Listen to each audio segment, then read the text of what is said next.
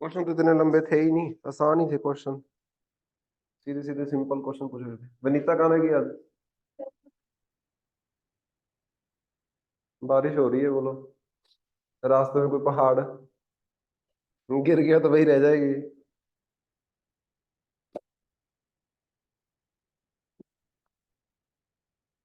जब तुम लोगों ने घर जाना होता है ना, तो मेरे साथ एक बार बात कर लिया करो कि सर हमने घर जाना है। तो हम सैटरडे को मैं भी अपनी छुट्टी ले लिया करूँ, है ना। और तुम लोग भी अपने घर चले जाया करो, और क्लास हम मंडे या फ्राइडे को कर लिया करें। या तो अर्ली कर लिया करें, या फिर ये वाली क्लास मंडे को शिफ्ट कर लिया करें। ये चीज है कि ना तो यहाँ पे किसी का नुकसान हो ऐसे फालतू में। मैंने तभी आज कॉल की पहले कि बारिश हो रही है, अगर एक आधा बच्चा आया हुआ तो मैंने तो देखो आके लेक्चर लेके जाना ही है। मैंने तो अपने लेक्चर के पूरे पैसे ले लेने हैं। लेकिन वो खुद को फील होता है कि क्या एक बच्चे को बढ़ा के सामने वाले का नुकसान कर रहे हैं ना। तो it's not always about money, है ना। थोड़ा बंदे को कुछ डिलीवर भी तो करो। एक दिन ऐसा ही हुआ था, तुम लोग कोई भी नहीं आए थे, अकेला रवीन आया था। अकेले रवीन को मैं 2 घंटे पढ़ा के गया हुआ। उस दिन मुझे भी फील हुआ कि इस तरीके से सही नहीं लगता है, तभी मैंने मैम को कॉल की थी आज। तो जाना होता है घर तो मुझे बता दिया करो। और एक सैटरडे ही सारे प्लान किया करो। हफ्ते में, महीने में एक सैटरडे रख लो कि इस सैटरडे हमने घर जाना है। प्लान कर लिया करो सारे कि इस सैटरडे हम घर जाएंगे सारे। सिंपल चीज।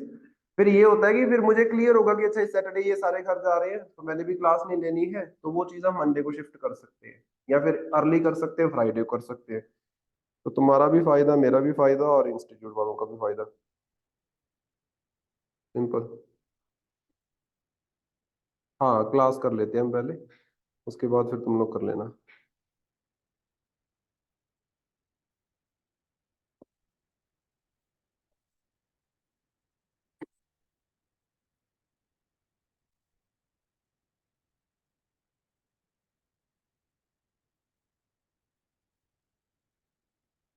वीडियो देख ली थी वो? थोड़ा उस चीज के ऊपर ध्यान रखना कि क्या क्या चीजें हमने नहीं करनी है, और क्या क्या चीजें करनी है जब आंसर को लिखते हैं ना।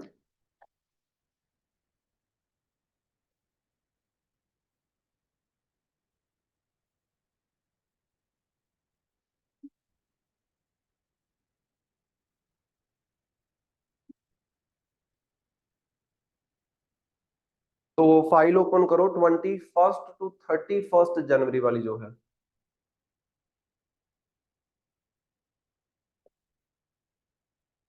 21 जनवरी टू 31 जनवरी वाली जो हमारी फाइल बची हुई है जनवरी की। अब इससे ये हुआ है, इस बात देखो कितना पीछे हो गए हम। फेब्रवरी इज ओवर और अभी हम जनवरी के लास्ट में घूम रहे हैं। और इसका चक्कर क्या हुआ है कि कभी मैं छुट्टी पे, मोस्टली मेरी छुट्टी की वजह से ये तो डिले होता है ना। तो वो इसीलिए फिर ऊपर नीचे हो जाता है। लेकिन पिछली बार तभी मैंने किया था जब मैं छुट्टी पे था, तो मैंने फिर मंडे को क्लास रखवा ली थी कि मंडे को क्लास रख देना क्योंकि ये ज्यादा पीछे घूम रहा है। सो इसमें फर्स्ट हमारे पास जो टॉपिक ऑफ डिस्कशन है that is competition Commission of India.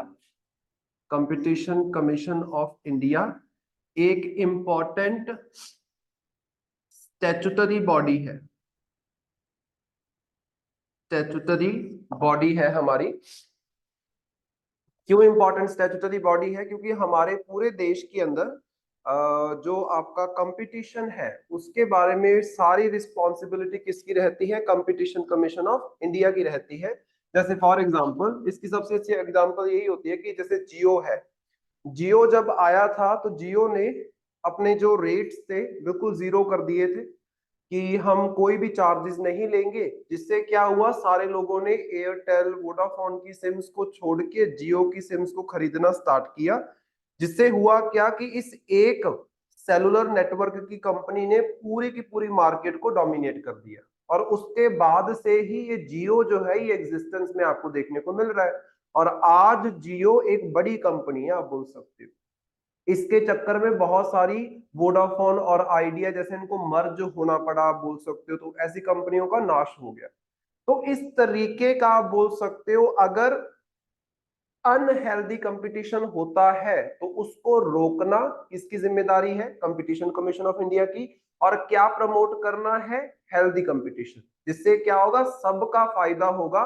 जो कंपनीज हैं उनका भी फायदा होगा, जो कस्टमर्स हैं उनका भी फायदा होगा। क्योंकि कंपटीशन में ना कई बार ऐसा भी होता है, मैं आपको बताता हूँ कि जैसे मान लो एक कंपनी है ए, एक है बी, एक है सी और एक है डी। चारों की चारों आपको क्या है, सेलुलर नेटवर्क जो है, मोबाइल नेटवर्क जो है वो प्रोवाइड करती है। चारों कंपनीज ने क्या किया, आपस में मिलके एक एग्रीमेंट साइन कर लिया। चारों कंपनीज ने आपस में मिलके एक एग्रीमेंट साइन कर लिया कि हम में से कोई भी अपना जो मिनिमम टू मिनिमम पैकेज रखेगा, वो minimum to minimum package per month के अकॉर्डिंग 500 से स्टार्ट होना चाहिए। 500 से नीचे कोई भी अपना मिनिमम पैकेज नहीं रखेगा सेलुलर नेटवर्क का। अब इससे क्या हुआ, किसका नुकसान हुआ, इससे नुकसान हुआ कस्टमर्स का। इससे किसका नुकसान हुआ, कस्टमर्स का। मान लो हमारे देश में ये चार ही कंपनीज हैं जो सेलुलर नेटवर्क को प्रोवाइड करती हैं, चार ही तरह की सिम्स चलती हैं, सबने डिसाइड कर लिया कि 500 से नीचे कोई पैकेज रखना ही नहीं, तो इसमें नुकसान किसका है, कस्टमर का। जरूरी नहीं है कि कंपनीज जब आपस में कंपीट करती है तभी नुकसान होता है किसी कंपनी का। जब कंपनीज एक एग्रीमेंट भी साइन करके पूरी मार्केट के रेट्स को कंट्रोल करने की कोशिश करती हैं, वो भी गड़बड़ है। उसको भी कौन देखता है, कंपटीशन कमीशन ऑफ इंडिया। सो देखो इसमें what is CCI. So competition Commission of India जो है ये एक स्टैट्यूटरी बॉडी है और क्वाजी जुडिशियल बॉडी है। स्टैट्यूटरी बॉडी तो है ही है, साथ ही साथ ये क्या है, क्वाजी जुडिशियल भी है। क्वाजी जुडिशियल, जुडिशियल बॉडी का मतलब होता है कोई कोर्ट का होना, लेकिन ये कोर्ट तो है नहीं, ये तो एक कमीशन है आप बोल सकते हो। बट ये कोर्ट की तरह केसेस के साथ भी डील करता है। जैसे मैंने आपको बताया कि इन चार कंपनीज ने ऐसा कोई एग्रीमेंट साइन कर लिया जो अच्छा कंपटीशन हमारे यहाँ पे प्रमोट नहीं कर रहा है, तो इन चारों कंपनीज के खिलाफ केस चलेगा, इन कंपनीज के ऊपर फाइन लगाया जाएगा। कौन लगाएगा, कंपटीशन कमीशन ऑफ इंडिया। तो क्या हो गया, अर्ध जुडिशियल या फिर क्वाजी जुडिशियल।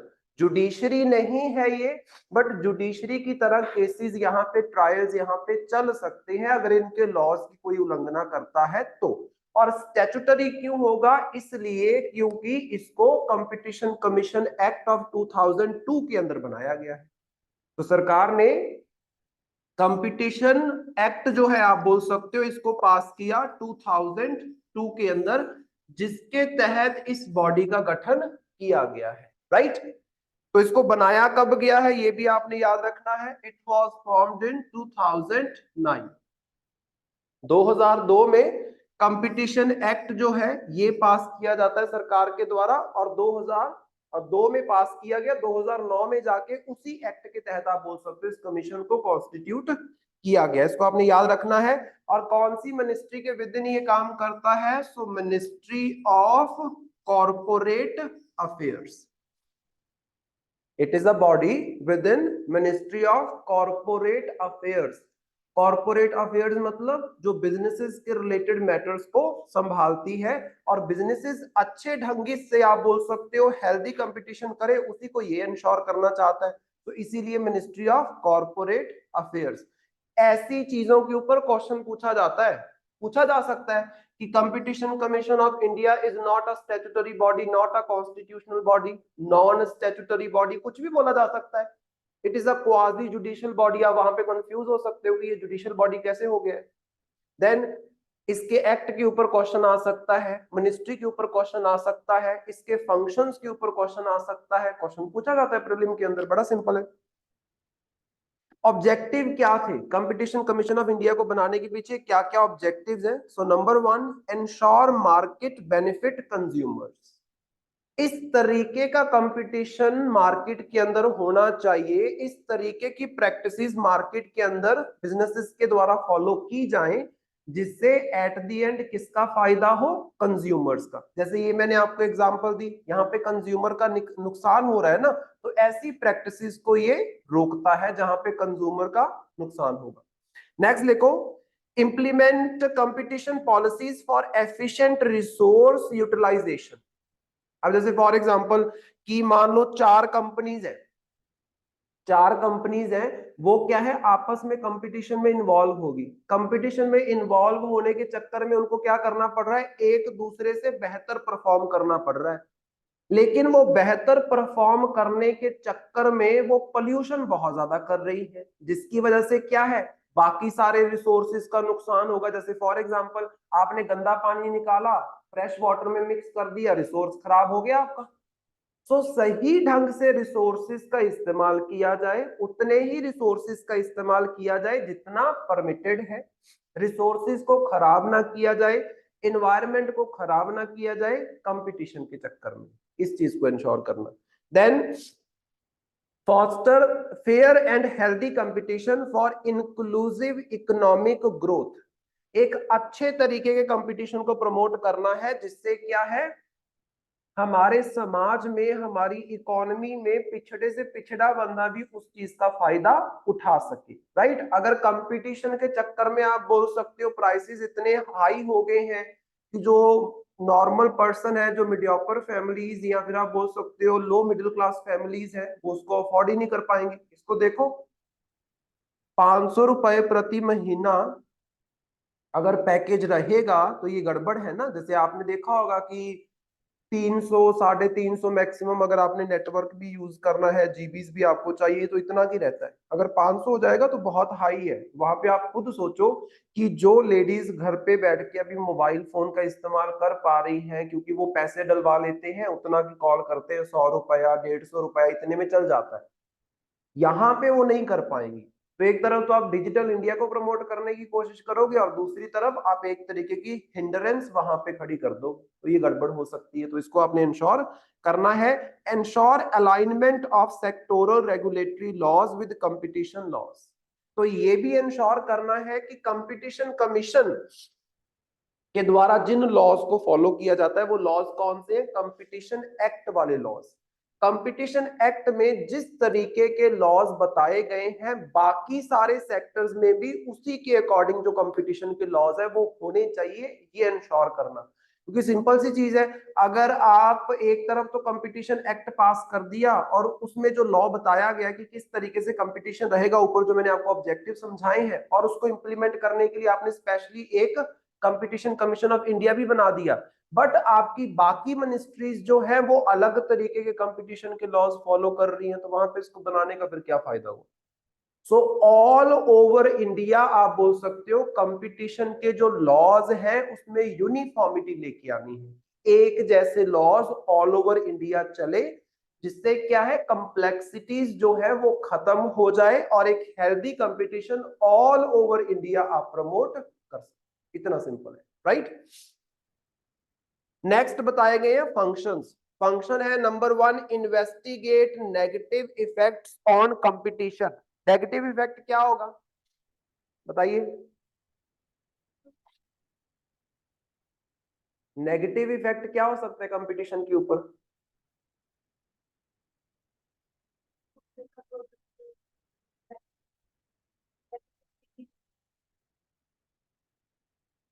वो क्या हो सकता है, उसकी डिमांड कम हो सकती है। अच्छा, ये तो हेल्दी कंपटीशन है ना, कि हमने अच्छा बनाया।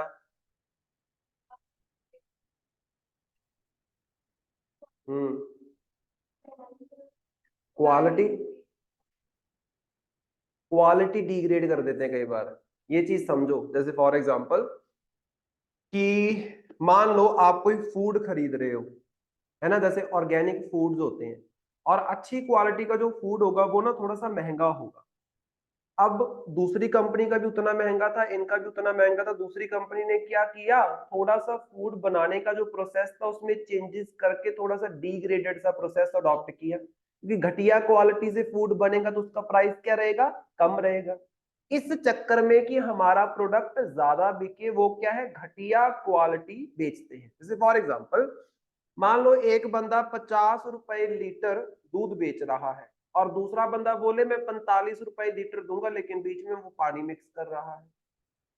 These are the negative effects जो कंपटीशन की वजह से हमें देखने को मिलते हैं, कि क्वालिटी डिग्रेड करनी स्टार्ट कर देते हैं। तो उन चीजों को इन्वेस्टिगेट करना, आए दिन आप देखते हो दिवाली वगैरह पे कितनी मिक्सिंग होती है, मिठाई वगैरह कितनी गलत तरीके से बनती है, चीनी जो है वो बहुत ज्यादा डाल दी जाती है। अक्सर देखना जब भी आप लोकल मार्केट्स में जाओगे, मतलब जो बहुत अच्छा भी आपका मिठाई भंडार है ना, वहां पे भी अगर आप जाओगे तो दिवाली के दौरान आपको थोड़ा सा मीठा ज्यादा देखने को मिलेगा, जो नॉर्मल डेज में देखने को नहीं मिलता। वो ज्यादा मीठा डालते हैं, क्यों? वेट बढ़ाने के, जिससे क्या है उनका प्रोडक्ट कम जाए, चीनी ज्यादा जाए, पैसे वो उतने ले ले। समझ रहे हो? तो ये सारे negative fact. Number 2, regulate mergers to prevent market capture. Mergers, this is merger.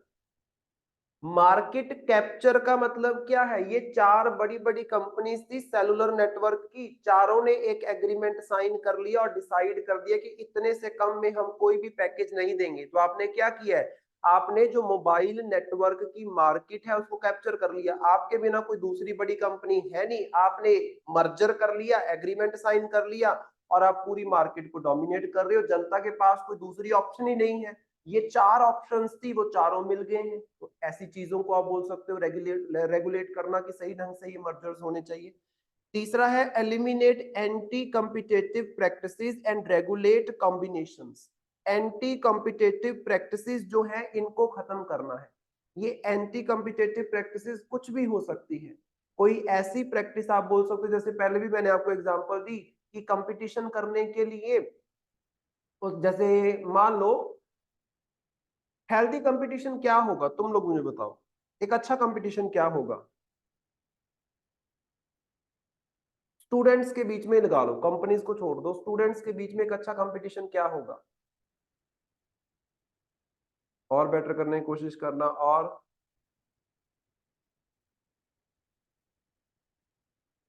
जैसे फॉर एग्जांपल मान लो कि दो बच्चे हैं, क्लास में टॉप करते हैं, दोनों बड़ा पढ़ रहे हैं, बहुत ज्यादा पढ़ रहे हैं, जिससे क्या है उनके बीच में कंपटीशन, हेल्दी कंपटीशन हो रहा है। जिसने अच्छा पढ़ा होगा वो अच्छे नंबर जो है वो स्कोर करेगा। होता क्या है, एक स्टूडेंट के पास कोई जुगाड़ लग जाता है और पेपर उसके पास पहले आ जाता है, और वो बच्चा फिर टॉप कर जाता है। ये क्या है? Anti competition practice. वहां पे कंपटीशन तो हुआ ही नहीं ना, that is not a competition. जब एक के पास पहले पेपर आ गया, क्वेश्चन पेपर, और दूसरा बेचारा पढ़ने में लगा हुआ है, तो that is not a competition, that is not a healthy competition. So ऐसी कोई भी प्रैक्टिस जो हेल्दी कंपटीशन को रोकती है, उसको हार्म करती है, उन प्रैक्टिसेस को खत्म करना, रेगुलेट करना। Then provide opinion on competition issues referred by statutory authorities. अगर किसी भी अथॉरिटी को कोई शंका है कि कंपटीशन किस तरीके से बेहतर किया जा सकता है, तो वो इस अथॉरिटी से सलाह मांग सकते हैं कि हम क्या करें जिससे क्या है हमारे सेक्टर में कंपटीशन को हम बेहतर कर सके। तो ये एज एन एडवाइजरी बॉडी भी काम करता है। तो ये सारे फंक्शंस है कंपटीशन कमीशन ऑफ इंडिया की। नीचे हमारे पास कुछ एग्जांपल्स दी गई हैं इन्हीं फंक्शंस को देखते हुए। जैसे for example number 1, it guarantees that no enterprise abuses their dominant position। कोई भी एंटरप्राइज, कोई भी कंपनी अपनी पोजीशन का गलत फायदा ना उठाए। जैसे यहाँ पे एग्जांपल दी गई है बीसीसीआई। ये क्या है? ये ऐसा बोर्ड है जो हमारे देश के अंदर, इंडिया के अंदर क्रिकेट को कंट्रोल करता है। क्रिकेट कंट्रोलिंग बोर्ड ही है ये हमारे देश का। जैसे इंटरनेशनल क्रिकेट कंट्रोल बोर्ड हमारे पास है, वैसे हमारे देश के अंदर भी बीसीसीआई है। जो जितने भी हमारे देश में मैच होते हैं, आईपीएल होते हैं, ये सब कौन करवाता है? बीसीसीआई। अब हमारे देश में क्या इसके अलावा कोई दूसरी अथॉरिटी है जो क्रिकेट के मैचेस वगैरह करवाती हो? नो, ये एकमात्र अथॉरिटी है। और ये अथॉरिटी क्या है? अपने आप को ये बोलते हैं कि हमारा काम है इंडिया के अंदर क्रिकेट को मैनेज करना, कंट्रोल करना, उसके इवेंट्स को करवाना, जो इंटरनेशनल लेवल पे क्रिकेट के लॉज हैं उनको फॉलो करवाना, ये सब हमारा काम है। लेकिन कंपटीशन कमीशन ऑफ इंडिया ने बोला कि ये जो बीसीसीआई है ना, ये अपने आप को एक अथॉरिटी तो बताता ही बताता है, लेकिन साथ ही साथ हम इसको एक बिजनेस की तरह कंसिडर करते हैं, क्योंकि इनका प्रॉफिट बहुत ज्यादा है। जैसे फॉर एग्जांपल आईपीएल को स्टार्ट करने का एकमात्र कारण क्या है? प्रॉफिट कमाना। जब आईपीएल स्टार्ट होता है तो आपको क्या देखने को मिलता है कि ये प्लेयर इतने में बिका, वो प्लेयर इतने में बिका, ये टीम जीतेगी तो उसको इतने पैसे मिलेंगे, इतनी टिकट है, हर जगह पैसा पैसा पैसा। तो बीसीसीआई ने अपनी पोजीशन का गलत इस्तेमाल किया पैसा कमाने के लिए, आप बोल सकते हो। तो उनके अगेंस्ट यहाँ पे case competition Commission of India के अंदर आया, और अप्रोक्सीमेटली अगर मैं आपको बताऊं, जैसे यहाँ पे बताया गया कि 522 मिलियन जो डॉलर है इसका इंपोज किया गया, that is 52 crore rupees, 52 crore की पेनल्टी बीसीसीआई के ऊपर 2013 में कंपटीशन कमीशन ऑफ इंडिया ने लगाई, क्योंकि उन्होंने अपनी डोमिनेंट पोजीशन, क्योंकि कोई दूसरा तो है नहीं, उसका गलत इस्तेमाल किया है, आप बोल सकते हो, प्रॉफिट मेकिंग के लिए। हालांकि it is not a profit making authority और प्रॉफिट मेकिंग बिजनेस, तभी कंपटीशन कमीशन ऑफ इंडिया ने बोला कि ये एक बिजनेस है, ये कोई अथॉरिटी थोड़ी ना है, सरकारी बॉडीज ऐसे थोड़ी ना करती है। उसके बाद सेकंड है secure the interest of consumer and ensure that their welfare is not compromised. तो यहाँ पे आपने इंश्योर करना है कि कंज्यूमर का वेलफेयर कॉम्प्रोमाइज नहीं होना चाहिए। दो कंपनीज आपस में कंपटीशन में लगी हुई है, एक ने अपना प्राइस कम करने के लिए फूड की क्वालिटी डिग्रेड कर दी, नुकसान किसका होगा? नुकसान तो कंज्यूमर का हुआ ना वहां पे। तो उसके साथ किसी भी तरीके का आप नहीं करोगे। जैसे फॉर एग्जाम्पल यहाँ पे देखो, cellular operators association of India जो है, इसकी अगर हम बात करें, इनको ऑर्डर दिया गया following the complaint filed by Reliance Jio against the cartelisation by its rivals Bharti Airtel, Vodafone India and Idea Cellular. तो यहाँ पे जब जियो आया ना, जियो ने क्या किया, जियो ने बोला कि ये जो तीनों है, एयरटेल, वोडाफोन एंड आइडिया, ये तीनों क्या कर रहे हैं? कार्टेलाइजेशन कर रहे हैं। कार्टेलाइजेशन का मतलब क्या होता है? मार्केट के प्राइसेस को जब प्राइवेट बिजनेसेस कंट्रोल करने की कोशिश करते हैं, समझ रहे हो? मार्केट के प्राइसेस को जब प्राइवेट बिजनेसेस कंट्रोल करने की कोशिश करते हैं, उसको बोलते हैं कार्टेलाइजेशन करना। तो कार्टेलाइजेशन करना मतलब पूरी इकोनॉमी के अंदर जो प्राइसेस हैं उनको कुछ गिने चुने बिजनेस कंट्रोल करने की कोशिश करेंगे। तो इनके खिलाफ हमारे पास यहाँ पे केस आया, एज एन एग्जांपल यूज कर सकते हो। देन उसके बाद ensure that foreign companies abide by countries competition law.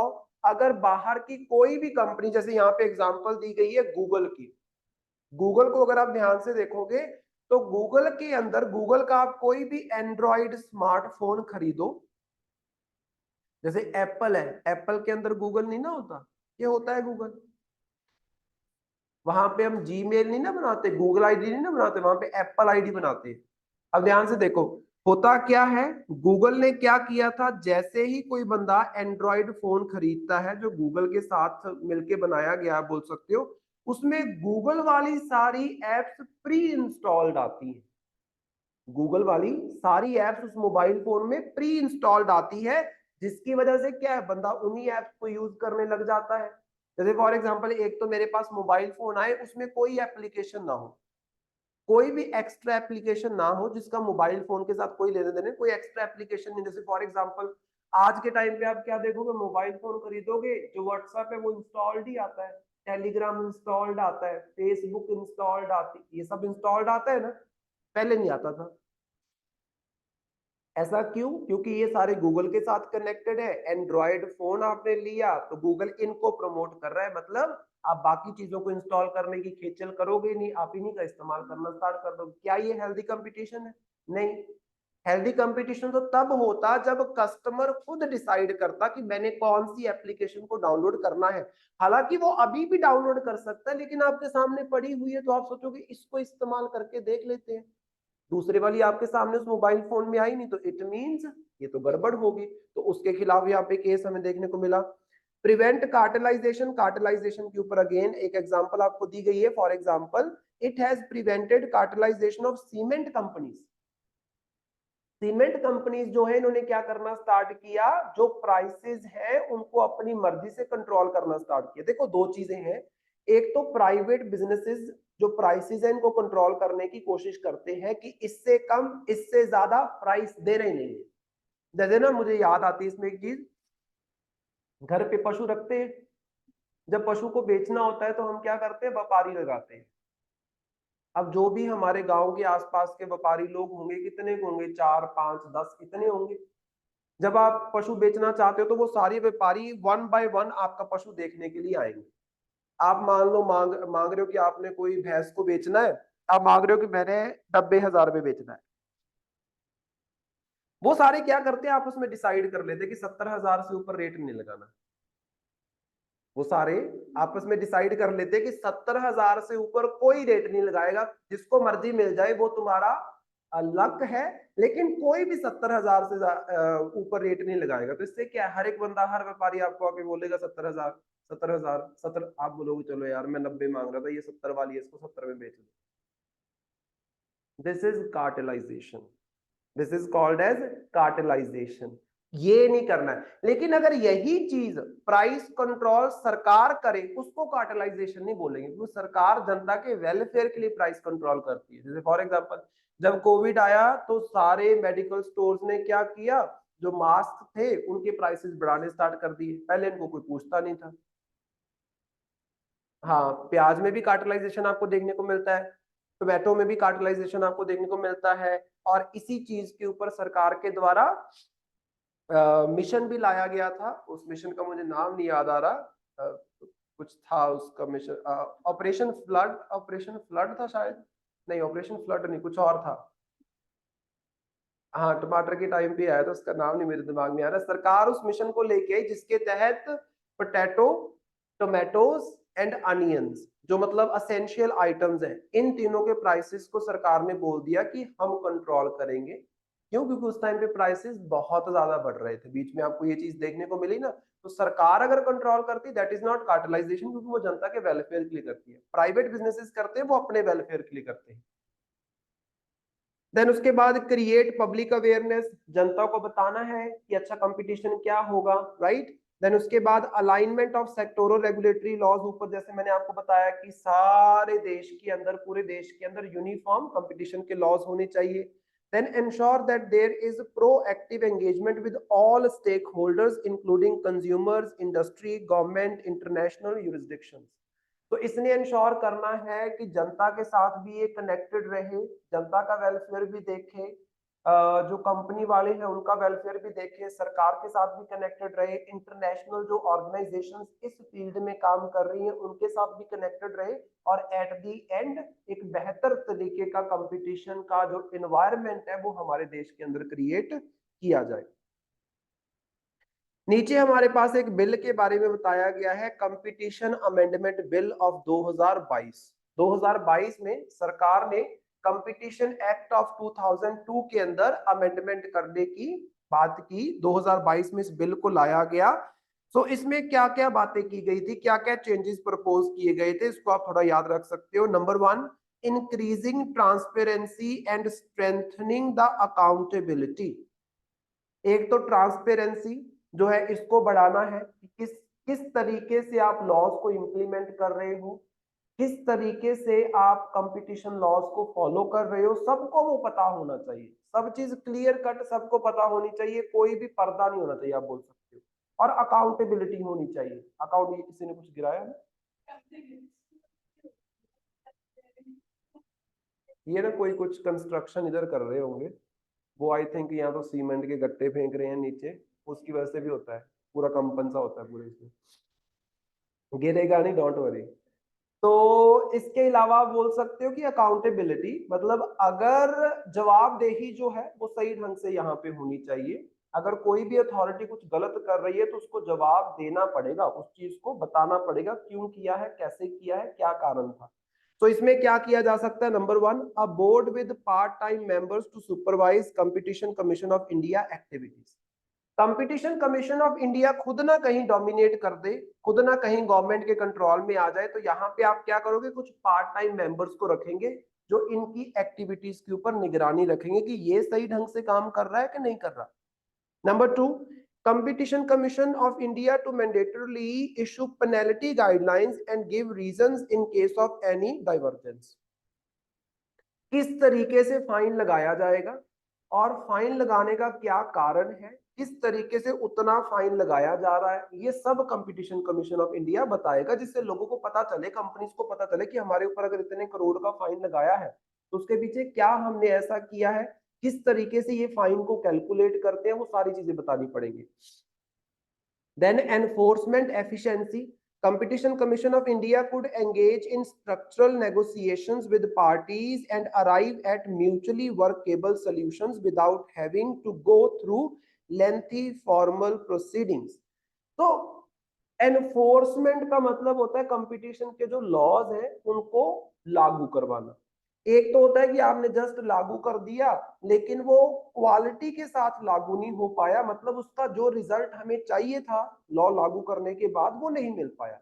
एक होता है एफिशिएंसी को इंप्रूव करना, मतलब कंपटीशन के लॉज आप लागू करोगे और उसका प्रॉपर जो भी आप रिजल्ट चाहते थे वो आपको मिलेगा। वो तभी हो सकता है जब आप सिंसेरिटी के साथ उन लॉज को प्रॉपरली लागू करो। देन लिमिटेशंस भी कुछ लगाई गई, जैसे for example the bill does little to address competition concerns in digital market. इस बिल के अंदर बड़ी सारी बातें की गई लेकिन कहीं पे भी आप बोल सकते हो डिजिटल मार्केट को लेकर कोई ज्यादा बात यहाँ पे नहीं हुई है। Then no effective clause for regulating anti-competitive conduct by digital platforms. So digital platforms like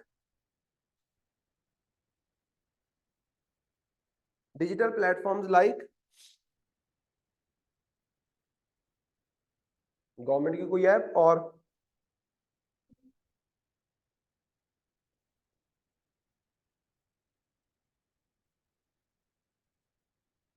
तो वो तो गवर्नमेंट का हो गया, उसमें कंपटीशन का क्या रोल है। और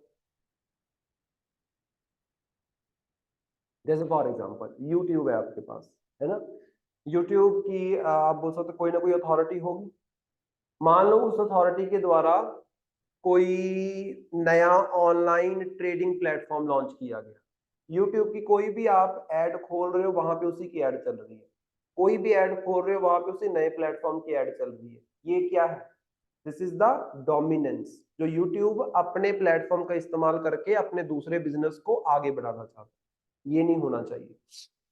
इसके ऊपर इस अमेंडमेंट एक्ट ने कोई बात नहीं की कि डिजिटल मार्केट में अगर कोई डोमिनेट करता है तो उसको किस तरीके से आप बोल सकते हो यहाँ पे टैकल किया जाएगा। आपने ऑफलाइन मार्केट का तो सारा बता दिया कि ये नहीं कर सकते वो नहीं कर सकते, लेकिन डिजिटल मार्केट का कुछ नहीं बताया। हालांकि उसकी ज्यादा जरूरत है क्योंकि आजकल सब एक चीज डिजिटल होती जा रही है। सिंपल।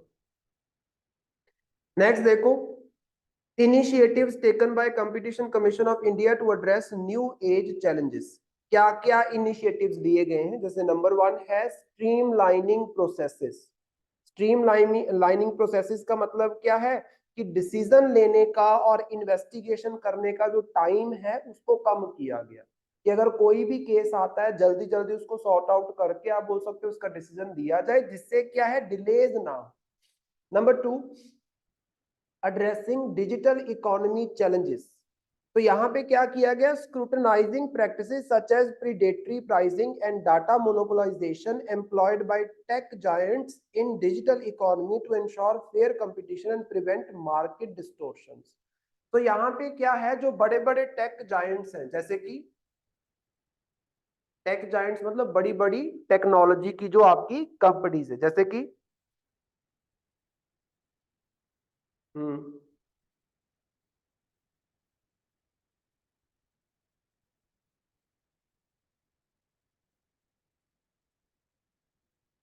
हम्म गूगल टेक जायंट नहीं है, एप्पल नहीं है, तो ये सारे हैं ना। मान लो कि गूगल के द्वारा, इतनी बड़ी कंपनी है, इतना बड़ा उनका बेस है, उनके द्वारा कोई सर्वे किया गया और उसका डाटा उन्होंने सिर्फ अपने तक सीमित रख दिया, मार्केट में उसको लॉन्च नहीं किया, मतलब जो बाकी नई नई कंपनीज वहां पे उभर रही है उनको वो डाटा प्रोवाइड करना उनकी रिस्पॉन्सिबिलिटी है, लेकिन उन्होंने नहीं किया और उस डाटा का इस्तेमाल वो सिर्फ और सिर्फ अपने फायदे के लिए कर रहे हैं, तो ये भी कंपटीशन के अगेंस्ट होगा, बोल राइट। देन उसके बाद regulatory framework evolution. Regulatory framework मतलब वो सारे रूल्स एंड रेगुलेशंस का ग्रुप जो क्या है कंपटीशन के लॉज को हमारे देश में प्रॉपरली लागू करने में हेल्प करेगा. So aligning with emerging market dynamics and preparing for the potential future challenges. तो जो भी अभी चैलेंजेस खड़े हो रहे हैं, फ्यूचर में जो चैलेंजेस खड़े होंगे उसको किस तरीके से टैकल किया जाए, इसके ऊपर इन्होंने काम किया. इस तरीके से इन्होंने एक फ्रेमवर्क बनाया कि कैसे हम डील करेंगे आगे आ रहे प्रॉब्लम्स को. देन इंटरनेशनल कोऑपरेशन तो है ही है, जिसमें क्या है आप इंटरनेशनल लेवल पे कंपटीशन के जो लॉज चलते हैं उनके साथ अलाइन करने की कोशिश करते हो.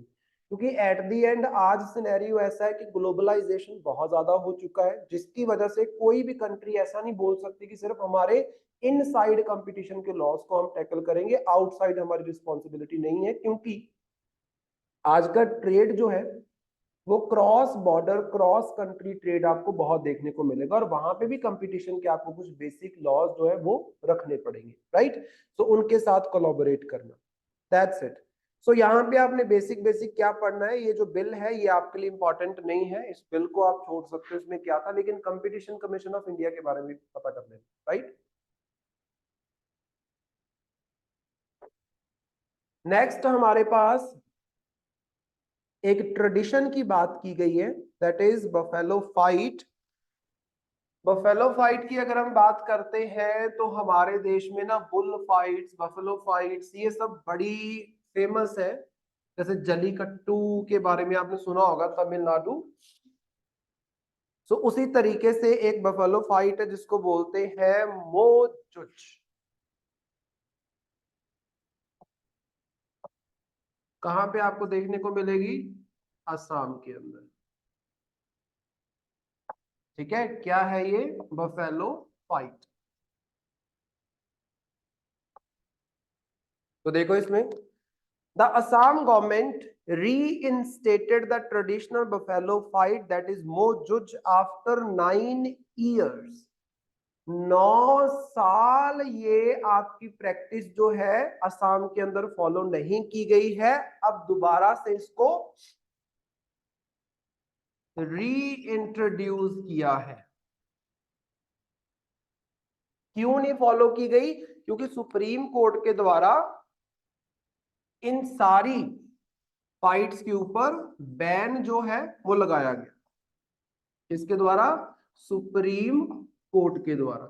लेकिन धीरे धीरे करके जैसे जल्लीकट्टू को अभी सेलिब्रेट किया जाता है, वैसे इसको भी इस बार इन्होंने सेलिब्रेट किया है. 9 साल तक इसके ऊपर बैन जो है वो रहा है. जैसे सुप्रीम कोर्ट ने तमिलनाडु, महाराष्ट्र की बफेलो एंड बुल फाइट्स के ऊपर बैन लगाया था, उसमें एग्जांपल है तमिलनाडु का जल्लीकट्टू.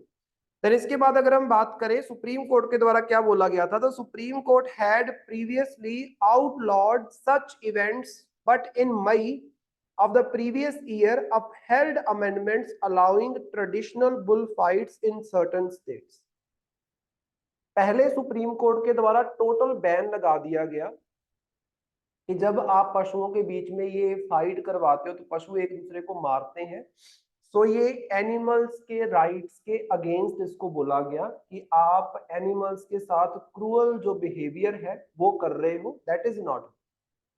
जिसकी वजह से सुप्रीम कोर्ट ने बैन किया सारी प्रैक्टिसेस को. लेकिन पिछले साल से धीरे धीरे सुप्रीम कोर्ट जो कुछ ट्रेडिशनल प्रैक्टिसेस है, ट्रेडिशनल मतलब आज से कई 100 सालों पहले उसको स्टार्ट किया गया था और एज अ ट्रेडिशन हर साल उसको सेलिब्रेट किया जाता है.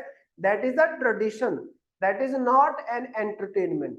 एंटरटेनमेंट के लिए वो चीज नहीं की जा रही, वो चीज ट्रेडिशन के तौर पे की. जैसे फॉर एग्जाम्पल आप खुद देखो, आपने जरूर देखा होगा कि आज से कुछ साल पहले जादूगर अपना खेल दिखाने के लिए आते थे, है ना, और उन जादूगरों के पास कुछ एनिमल्स हुआ करते थे.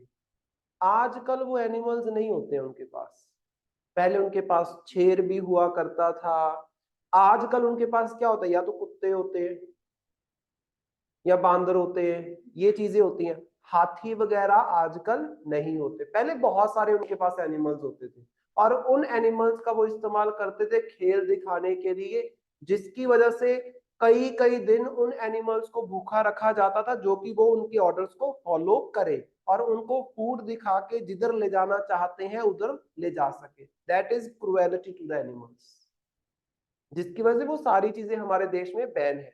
उसी बिना के ऊपर ऐसी ट्रेडिशनल प्रैक्टिसेस को भी बैन कर दिया गया। लेकिन यहाँ पे आप किसी का कल्चर हार्म कर रहे हो, किसी का ट्रेडिशन हार्म कर रहे हो, और वो जो एंटरटेनमेंट के लिए यूज करते हैं उसको, हाँ, उसको बैन कर सकते हो, क्योंकि वहां पे आप किसी कम्युनिटी के कल्चर को कोई नुकसान नहीं पहुंचा रहे, यहाँ पे आप उनके कल्चर को नुकसान पहुंचा रहे हो। क्योंकि काफी 100 साल पुरानी ये प्रैक्टिस जो है ये हमें देखने को मिल रही है असम के अंदर, और इसी तरीके से जलीकट्टू भी आपको तमिलनाडु के अंदर देखने को मिलती थी प्रैक्टिस, राइट। सो यहाँ पे देखो इस प्रैक्टिस के बारे में, तो नियरली 200 साल पहले, आज से 200 साल पहले, असम के राजा जिनका नाम है स्वर्गदेव रुद्र सिंहा, उनके द्वारा इस प्रैक्टिस को अहोम किंगडम के अंदर, अहोम मतलब असम में यहाँ पे जो एक राजा का शासन चलता था उसको क्या किया गया, आप बोल सकते हो, वहां पे इसको अनाउंस किया गया, he was the 30th king of Ahom kingdom, right. और ये जो फेस्टिवल है इसको माघ बिहू, माघ का महीना याद है, माघ तो सुना होगा। तो जनवरी फरवरी के अंदर आप बोल सकते हो, पो के बाद आता है माघ। पो का मतलब क्या है, पो का मतलब है 15 दिसंबर से लेके 15 जनवरी तक, 15 जनवरी से 15 फरवरी तक आपको क्या मिलेगा, माघ का महीना। तो इसके बीच में ये फेस्टिवल जो है इसको सेलिब्रेट किया जाता है। और अगर इसके अलावा हम बात करें, इसको ट्रेडिशनल प्रैक्टिस कंसीडर किया गया है सिंस 1972, 1972 से इसको एज अ ट्रेडिशनल प्रैक्टिस की कैटेगरी में रखा गया था। अब यहाँ पे अगर हम बफेलोज की बात करते हैं, जिनका यहाँ पे साइंटिफिक नेम भी दिया गया है, दैट इज बुबलस आर्नी, बुबलस आर्नी और बफेलोज आप बोल सकते हो।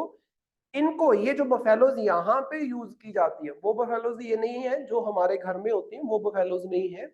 यहाँ पे जो असम की बफेलोज, वाइल्ड बफेलोज का इस्तेमाल किया जाता है। These are endangered species under under IUCN list. इसके ऊपर क्वेश्चन दिया था पिछली बार, लिखा है उसका आंसर? मैंने ना पिछली बार इसके ऊपर क्वेश्चन दिया था लिखने के लिए IUCN के ऊपर, कि क्वेश्चन लिख के लेके आना, लिखा है उसका answer? No, very good. IUCN की रेड लिस्ट में ये एंडेंजर्ड है। एंडेंजर्ड मतलब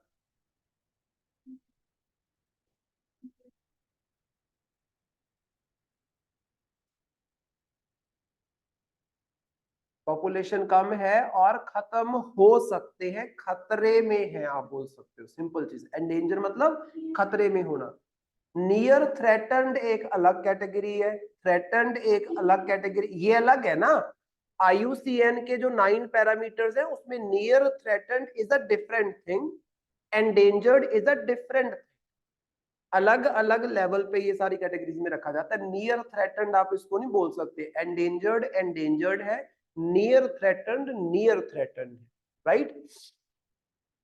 और जो हमारे पास शेड्यूल 1 है, schedule 1 of wild life protection act of 1972, उसमें ये कवर होता है। शेड्यूल 1 मतलब जो खतरे में स्पीशीज होती हैं, जिनका ट्रेड, जिनका व्यापार बैन किया जाता है, आप बोल सकते हो, हमारे वाइल्ड लाइफ प्रोटेक्शन एक्ट के तहत। इसके अलावा साइट्स की अगर हम बात करते हैं, जो इंटरनेशनल कन्वेंशन है for trade in the endangered species, endangered species का अगर आप ट्रेड कर रहे हो तो उसको रोकने के लिए एक कन्वेंशन है इंटरनेशनल लेवल पे, उसको बोलते हैं साइट्स, राइट। उसके भी ये अपेंडिक्स 3 में आती है, आप बोल सकते हो। अपेंडिक्स 3 में आना मतलब यहाँ पे साइंटिफिक रिसर्च वगैरह आप इनके ऊपर कर सकते हो, लेकिन एज सच ट्रेड नहीं करोगे इनका।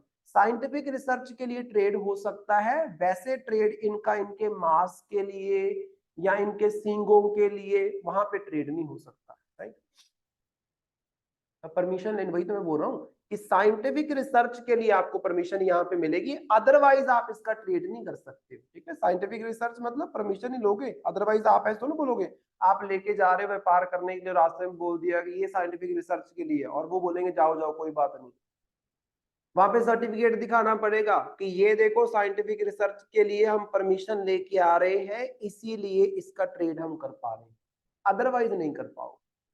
शेड्यूल 1 में तो आ जाता है कि कंप्लीटली बैन है, कि कुछ भी हो, आप ट्रेड कर ही नहीं सकते, नॉट पॉसिबल। जैसे फॉर एग्जांपल टाइगर, टाइगर का आप ट्रेड कर ही नहीं सकते किसी भी मामले के लिए।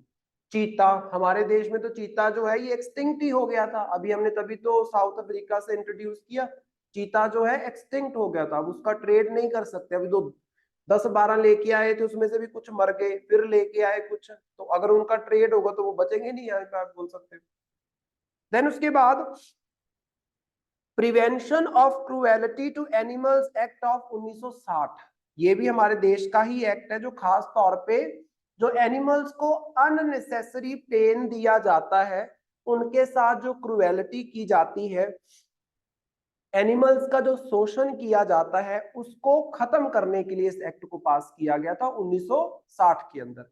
अब यहाँ पे देखो, animal welfare board of India versus A Nagaraja case of supreme court, तो यहाँ पे supreme court ban the use of bulls and bulldogs in entertainment activities such as jallikattu and bullock cart racing among others. However, later Jallikattu got an exemption from the Prevention of Cruelty to Animals Act 1960। तो यहाँ पे 2014 का ये case है, इस case को याद रखना, ये वो केस है जिस केस के तहत जलीकट्टू को सुप्रीम कोर्ट ने बैन किया था। जलीकट्टू क्या है? ये बुल फाइट है जो आपको तमिलनाडु के अंदर देखने को मिलेगी। तो यहाँ पे केस चला, एनिमल वेलफेयर बोर्ड ने केस किया, और दूसरी तरफ कौन थे? ए नागराजा। तो यहाँ पे क्या होता है कि ये डिक्लेयर करती है सुप्रीम कोर्ट की अंडर दिस एक्ट जलीकट्टू को हम बैन करते हैं। लेटर ऑन आप बोल सकते हो सुप्रीम कोर्ट के द्वारा जलीकट्टू को एक ट्रेडिशनल प्रैक्टिस माना गया, एंटरटेनमेंट की प्रैक्टिस नहीं माना गया, आप बोल सकते हो। जैसे आपने एक चीज देखी होगी, मूवीज के अंदर कई बार चीता या शेर दिखाते हैं, जैसे ही वो चीता या शेर आएगा नीचे कुछ लिखा भी आ जाता है कि ये रियल नहीं है, नीचे लिखा आता है ना, क्योंकि आप एंटरटेनमेंट पर्पस के लिए इन एनिमल्स का इस्तेमाल नहीं कर सकते हो। तभी वो बताते हैं कि ये कंप्यूटराइज्ड है, ये रियल नहीं है। इस चीज को हमें ध्यान में रखना है। वही चीज यहाँ पे सुप्रीम कोर्ट ने बोली कि एंटरटेनमेंट एक्टिविटीज के लिए आप जो जानवर है उनके साथ क्रुएलिटी नहीं कर सकते हो। नीचे इसी एक्ट के बारे में थोड़ी बहुत डिटेल्स दी गई हैं, इसको आपने जस्ट एक बार रीड कर लेना है। अच्छा, उसके बाद हमारे पास गाइडलाइंस आई है, गाइडलाइंस आई हैं रिलेटेड टू कोचिंग सेंटर्स। जो तुम लोग बैठे हुए, this is a coaching centre, लेकिन हमारे तुम लोग तो बड़े बच्चे हो, और कोचिंग सेंटर में भी तुम्हारी जो ठीक ठाक फैसिलिटीज जो तुम्हें चाहिए वो सारी मिल रही है। आप बोल सकते, ये रौला कहाँ पे पड़ा है? ये रौला पड़ा है एक्चुअली जैसे एलन जैसे इंस्टीट्यूट्स है ना, वहां का रौला है ये, कि वहां पे हमें क्या देखने को मिला कि बच्चे 10th क्लास के बाद कोचिंग स्टार्ट कर देते हैं। 14-14, 15-15 साल के बच्चे कोचिंग स्टार्ट कर देते हैं, सैनिक स्कूल के लिए कोचिंग स्टार्ट कर देते हैं, 6ठी क्लास में एडमिशन लेने के लिए, 9th क्लास में एडमिशन लेने के लिए, ये गड़बड़। और वहां पे क्या है, बच्चों के अंदर इतना ज्यादा अग्रेसिव कंपटीशन हमें देखने को मिल रहा है कि अगर बच्चा फेल हो जाता है उस एग्जाम में, जैसे मान लो आप नीट के एग्जाम में फेल हो गए या IIT जेई के एग्जाम में आप फेल हो गए, बच्चों ने सुसाइड कमिट किया, बच्चों ने सुसाइड कमिट किया, और इतने ज्यादा बच्चे भरे जाते हैं उनको फेक प्रॉमिसेस करके कि वो बच्चों के साथ जाती हो रही है। जैसे फॉर एग्जांपल, एक दिन मैं वीडियो देख रहा था यूट्यूब के ऊपर, दिल्ली की वो वीडियो थी, वहां पे रिपोर्टर जो थी वो क्या दिखा रही थी कि दिल्ली का जो राजेंद्र नगर है, वहां पे हर एक इंस्टीट्यूट ने बाहर अपने बड़े बड़े बैनर लगाए हुए हैं, और उस बैनर के ऊपर वो ये कमिट करते हैं, ये प्रॉमिस करते हैं कि आपको फर्स्ट रैंक हम लाके देंगे। समझ रहे हो? वो जस्ट कमिटमेंट होती है, एडवर्टाइजमेंट होती है बच्चे खींचने के लिए, यार बंदा ऐसा बोल रहा है तो ऑटोमेटिकली कुछ तो इनके पास होगा। जैसे कई बोलते हैं कि टॉपर्स जो है वो हमारे इंस्टीट्यूट से निकले हैं, तो उससे क्या हो जाता है, जो बाकी बच्चे हैं वो अट्रैक्ट होंगे। अब वहां पे वो एग्जाम्पल दे रहे थे, नाम नहीं पूरा ले रहे थे, वो नाम को बीप कर रहे थे। एग्जाम्पल क्या दे रहे थे? दृष्टि की। दृष्टि जो है, इनका टोटल एडवर्टाइजमेंट किसके ऊपर बेस्ड है? किसके ऊपर बेस्ड है? कौन एक पर्सन है जिसकी वजह से यहाँ पे एडमिशन होती है? दिव्य कीर्ति, डॉक्टर दिव्य कीर्ति जो इनके डायरेक्टर। अब वो बंदा इतना फेमस हो चुका है कि उसके नाम के ऊपर एडमिशन होती है, और वो बंदा पढ़ाता नहीं है। वो सिर्फ पढ़ाते हैं किसको? जिनका प्री क्वालिफाई हुआ है, मेंस की कुछ 10-12 क्लासेस लेते हैं। खास तौर पे वो टैकल करते हैं किसके साथ? इंटरव्यू वाले बच्चों के साथ। लेकिन बच्चा वहां पे कोचिंग जब लेने आता है, वो ऐसा बच्चा होगा जिसने प्रीलिम भी नहीं दिया होगा। मान लो यहाँ पे आपको कोई टीचर दिखाया जाए, ऐसा बड़ा सा कोई टीचर जो बड़ा फेमस हो, और तुम लोग उसके नाम के पीछे यहाँ पे एडमिशन ले लो, और वो बच्चा कभी, वो जो टीचर है कभी आपकी एक क्लास भी ना के ले, तो क्या होगा? गड़बड़ी गड़बड़ है, आप बोल सकते हो, गड़बड़ है ना वहां पे। तो वही गड़बड़ यहाँ पे हमें देखने को मिल रही थी, आप बोल सकते हो, राइट। सो इसीलिए कुछ बेसिक गाइडलाइंस निकाली गई कि एडवर्टाइजमेंट के अंदर आप ये नहीं कर सकते, ये नहीं कर सकते, ये नहीं हो सकता, वो सारी बातें यहाँ पे बताई गई है, राइट। इसको आपने ध्यान देना है। इसी वाले को हम पूरा करते हैं, तो मेरे से बोला नहीं जा रहा, 1 घंटे की रखेंगे क्लास ये ना, इसको पूरा करते हैं। So Ministry of Education has sent to states UTs for considering guidelines for coaching centers. तो मिनिस्ट्री ऑफ एजुकेशन के द्वारा देखो 2020 के अंदर न्यू एजुकेशन पॉलिसी लाई गई थी, और उसी पॉलिसी के तहत आप बोल सकते हो कुछ नए चेंजेस ये क्या है करवाना चाहते हैं। जैसे आपने देखा होगा न्यू एजुकेशन पॉलिसी में बड़ी अच्छी अच्छी चीजें हैं। जैसे फॉर एग्जांपल अगर मान लो किसी बच्चे ने बीए में एडमिशन ली, उसने 1 साल के बाद ड्रॉप कर दिया, होता क्या है? उसको कोई सर्टिफिकेट मिलता है? उसका कोई रिकॉग्नाइजेशन है? नहीं। न्यू एजुकेशन पॉलिसी क्या बोलती है कि 1 साल का भी उसको सर्टिफिकेट मिल जाए, जैसे डिप्लोमास नहीं होते 1-1 साल के, वो दो उनको। अगर 3 साल पूरा करता है तो डिग्री दो उनको, समझ रहे हो? 1 साल लगाए तो 1 साल का डिप्लोमा का सर्टिफिकेट दे दो, 2 साल लगाए 2 साल का दे दो, 3 साल की है तो उसको डिग्री दे दो। जैसे ये होटल मैनेजमेंट में यही होता है, पहले से ही था, लेकिन ये बीए बीएससी में ऐसा नहीं होता। मतलब उनका 1 साल भी रिकॉग्नाइज किया जाए, आप बोल सकते हो। तो ऐसे अच्छे अच्छे चेंजेस लेके आए। तो वैसे यहाँ पे कुछ इन्होंने बताया क्या क्या गाइडलाइंस है, गाइडलाइंस पे आओ, नीचे दी गई हैं की features of guideline. Number 1, definition of coaching. Coaching किसको बोला जाएगा? कोई भी इंस्टीट्यूशन, चाहे वो अपने घर पे बच्चों को पढ़ा रहा है, 50 से ज्यादा उसके पास बच्चे हैं तो वो कोचिंग में आएगा, वो कोचिंग सेंटर में आएगा, आप बोल सकते हो 50 से ज्यादा। देन उसके बाद डेफिनेशन ऑफ इंस्टीट्यूशन क्या रहेगी? कोई भी इंस्टीट्यूशन हो सकता है जो सरकार के द्वारा रिकॉग्नाइज्ड है, या फिर आप बोल सकते हो यूटी गवर्नमेंट के द्वारा रिकॉग्नाइज्ड है, या फिर आप बोल सकते हो कि वो सरकारी इंस्टीट्यूशन। क्योंकि ऐसे कई सरकारी इंस्टीट्यूशन भी हैं जो आईएएस वगैरह की कोचिंग देते हैं। वहां पे अगर 14-14, 15-15 साल के बच्चे भर्ती करने लग जाओगे तो होगी फिर आईएएस।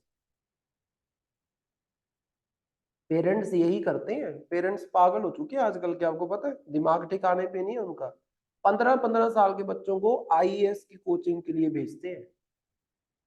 ऐसा माहौल हो रखा है, आप बोल सकते हो। मतलब बच्चे के दिमाग का स्टेट ऑफ माइंड उसका होगा क्या, मुझे बताओ। जिस टाइम पे उसका टाइम है खेलने का, कूदने का, एक्सप्लोर करने का, वो किताबों के बोझ के नीचे दब गया है।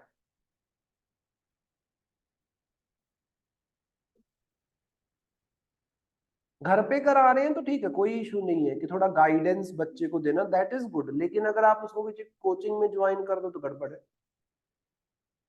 देन उसके बाद अगर हम बात करते हैं डेफिनेशन ऑफ ट्यूटर क्या होगा।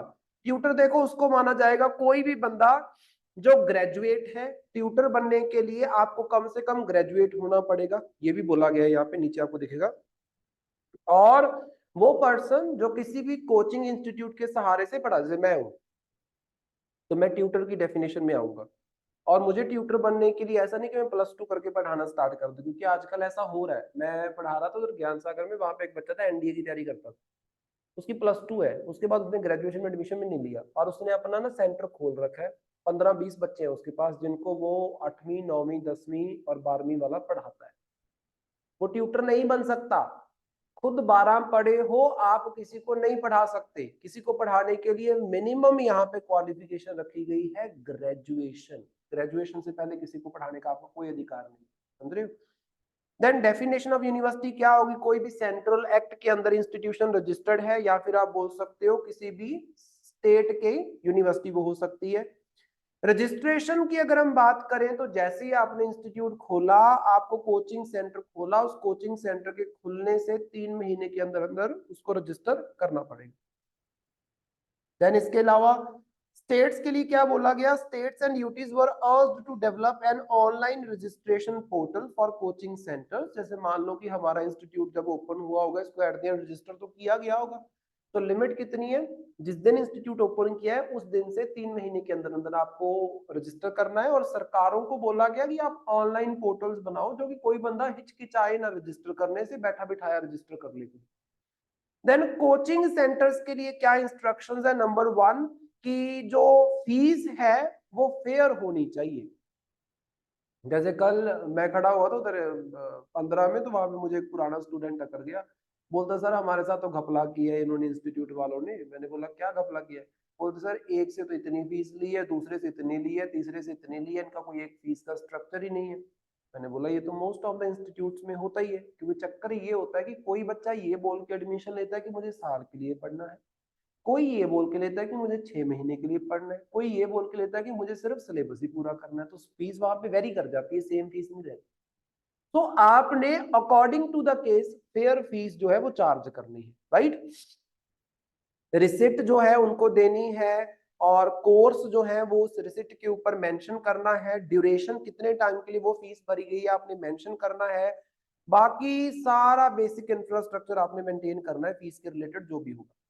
देन उसके बाद रिफंड की अगर हम बात करते हैं कि अगर मान लो किसी बच्चे ने फीस भरी है और वो बच्चा क्या है, साल की फीस भरी, 6 महीने के बाद वो बच्चा बोलता है कि मैंने नहीं पढ़ना, तो बची हुई 6 महीने की फीस कोचिंग इंस्टीट्यूट को 10 दिन के अंदर अंदर रिफंड करनी पड़ेगी, ये बोला गया।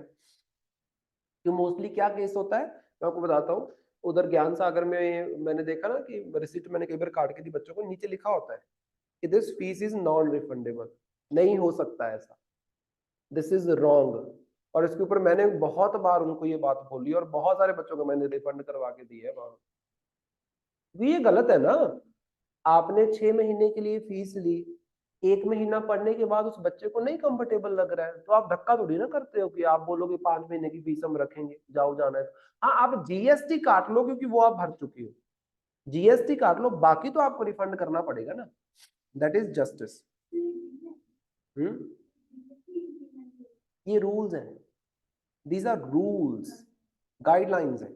देन रेस्ट पीरियड की अगर हम बात करते हैं तो mandatory weekly offs for both students and tutors, मतलब ऐसा नहीं है कि संडे को भी बच्चों को बुलाओ, क्योंकि हमारे होता था एक टाइम पे जब 2018 में संडे को भी क्लासेस रखते थे, बच्चे आके टीचर्स के पास रोते थे कि सर संडे को भी क्लास रख रखी है। हमारा तो ये होता था कि हमें संडे को बुलाते तो हमें मंडे को ऑफ मिल जाता था, बच्चों को मंडे को भी आना है क्योंकि बाकी टीचर्स तो आए हुए हैं, तो बच्चे को तो पूरे महीने में ऑफ ही नहीं मिल रहा, दिस इज रॉन्ग। देन उसके बाद अगर हम बात करते हैं क्लास साइज, तो क्लास साइज यहाँ पे देखो, maintain sizes of healthy teacher not, हाँ हेल्दी टीचर स्टूडेंट रेशो, मतलब अगर आपने 150 बच्चा बिठा के वहां पे एक टीचर भेजा है तो that is not a healthy ratio.